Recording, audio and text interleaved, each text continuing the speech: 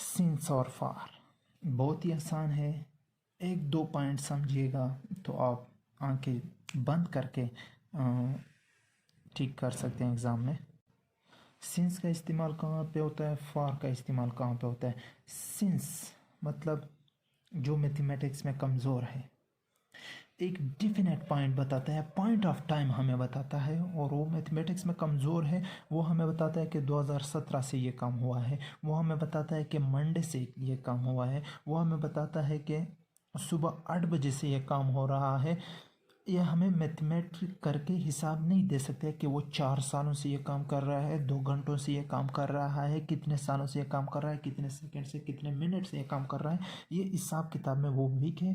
वो हमें exact point of time या डिफिनेटिव टाइम बताता है। मैथमेटिक करके हिसाब किताब लगा के वो हमें तफसील से नहीं बता सकता कि 2 सालों से ये काम कर रहा है या 3 सालों से काम कर रहा है। वो हमें डिफिनेटिव टाइम बताता है। जबकि फार में जो होता है वो बंदा मैथमेटिक्स में तेज़ होता है, वो हमें hours, week, days, month, year, minute, second हर चीज़ बता सकता है।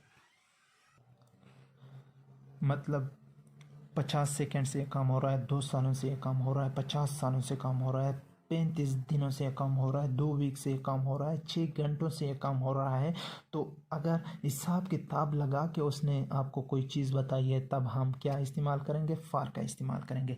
तो सिंस का इस्तेमाल हम किस तरह करेंगे, पहले सिंस की तरफ आते हैं। मैथमेटिक्स में कमज़ोर है, वो हमें डिफिनेटिव टाइम बताएगा। He has been learning English since 2007। अब हमें इसने ये नहीं बताया कि अभी 2022 है तो 2007 में उसने जो इंग्लिश लर्निंग सीखी है, तब से हमारे पास 15 साल होते हैं। अगर वो 15 साल का लिख देता, he has been learning English dash 15 year, तब हम फार का इस्तेमाल कर देते। यहाँ पे डिफिनेटिव टाइम बताया है तो सिंस का इस्तेमाल होगा। I have been living in Peshawar since 1993। अगर ये हमें बताता कि मतलब 29 सालों से वो रह रहे हैं पेशावर में, तो अब हम फार का इस्तेमाल करते हैं। अब हम देखते हैं फार का इस्तेमाल हमें हिसाब किताब के करके वो टाइम बताता है, या वीक्स बताता है, या हॉर्स बताता है कि इतने आवर्स में ये काम हुआ है।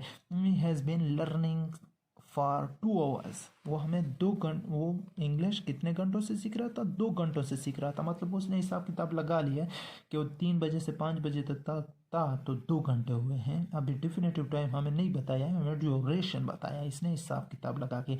He is waiting for 3 days. वो 3 दिनों से आपका इंतज़ार कर रहा है। कोई डिफिनेटिव टाइम नहीं बताया, ड्यूरेशन बताया है।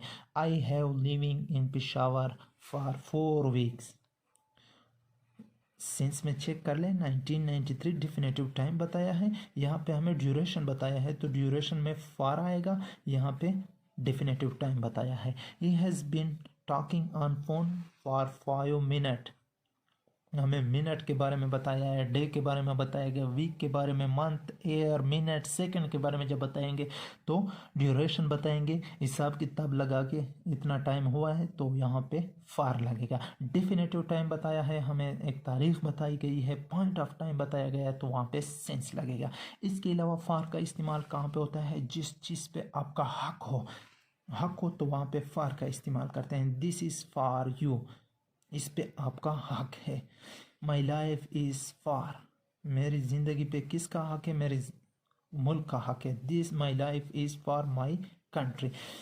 अब किसी चीज़ के एक्सचेंज में बोलना चाहते हैं कि मतलब मैं अपना मोबाइल आपको देना चाहता हूँ, मोबाइल देना चाहता हूँ, किस चीज़ के बदले में आपको मोबाइल देना चाहता हूँ, मैं आपसे उसके एक्सचेंज में कुछ चाहता हूँ।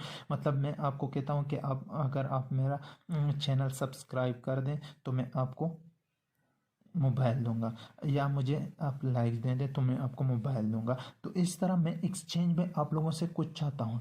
आप लोग ये कोई प्रिपोजिशन सीख रहे हैं तो उसके बदले में आप लोगों से चाहता हूँ कि आप मेरा चैनल सब्सक्राइब कर दें, लाइक कर दें। तो मैं क्या चाह रहा हूँ, एक्सचेंज में कुछ चाह रहा हूँ आप लोगों से। तो यहाँ पे किस चीज़ का इस्तेमाल होगा, फॉर का इस्तेमाल होगा।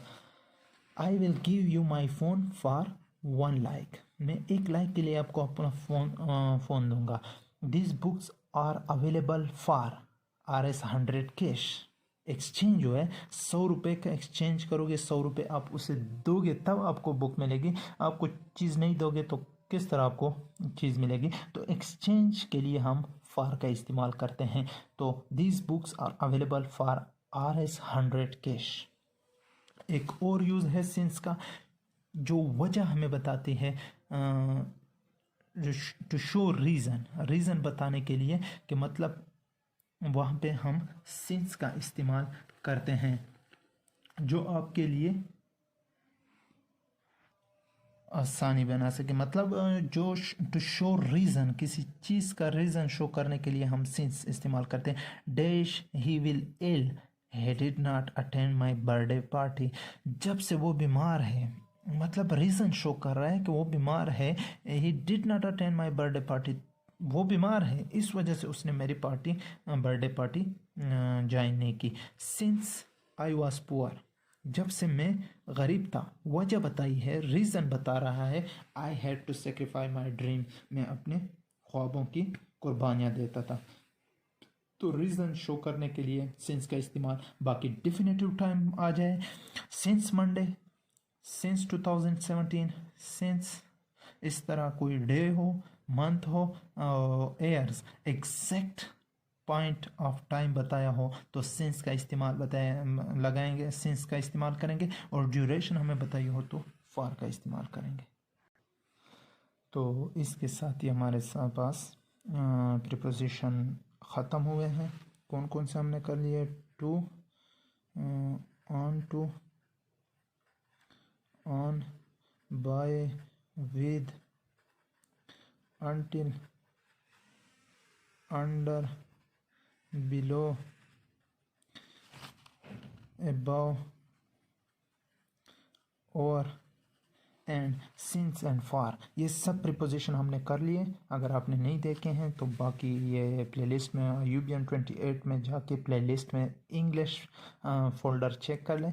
इंग्लिश फ़ोल्डर में आपको तमाम प्रीपोजिशन मिल जाएंगी। इसके अलावा अगर आप लोग active passive voice, direct indirect या किसी चीज़ में मुश्किलात आप लोगों को आ रही है तो वो कमेंट में मेंशन कर दे, ताकि मैं उसको भी आप लोगों के लिए आसान बना सकूं। अगर आपको वीडियो पसंद आई है तो लाइक करें, शेयर करें अपने दोस्तों के साथ।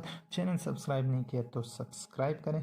वीडियो पसंद आई है तो अप्रिशिएट करने के लिए कमेंट लाजमी करें, ताकि मुझे भी खुशी हो कि वीडियो कुछ ना कुछ आप लोगों को फ़ायदा दे रही है और मैं आप लोगों के लिए मज़ीद आसानी ले आ सकूं ईटा टेस्ट में और ये PGMI जो हेडेक है इसमें भी।